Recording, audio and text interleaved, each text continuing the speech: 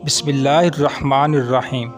हज़रत शेख अहमद बिन साबत मकरबी फरमाते हैं कि मैं एक दिन दुरूद पाक की किताब लिखते हुए दीवार से टेक लगाकर बैठा था।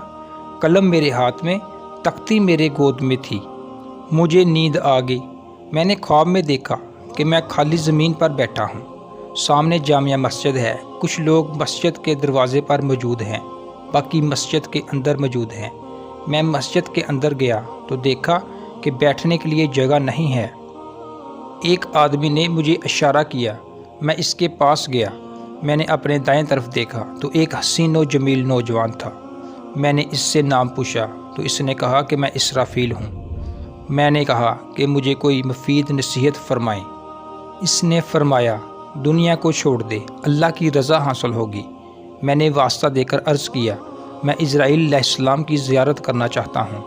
फ़ौरन एक हसीन और जमील साहब ने फरमाया, मैं अल्लाह का बंदा इज़राइल अलैहिस्सलाम हूँ। मैंने कहा, जान तो आपने ही निकालनी है, लिहाजा मैं आपको अल्लाह और इसके रसूल अल्लाह सल्लल्लाहु अलैहि वसल्लम का वास्ता देकर कहता हूँ, जान निकालते वक़्त मुझ पर नरमी कीजिएगा। हज़रत इज़राइल अलैहिस्सलाम ने फरमाया, हाँ, शर्त यह है कि नबी करीम सल्लल्लाहु अलैहि वसल्लम पर कसरत के साथ दुरूद शरीफ पढ़ा करो। सुबहान अल्लाह। दुआ है कि अल्लाह ताला हम सब को नबी करीम सल्लल्लाहु अलैहि वसल्लम पर ज़्यादा से ज़्यादा दुरूद शरीफ पढ़ने की तौफीक अता फरमाए।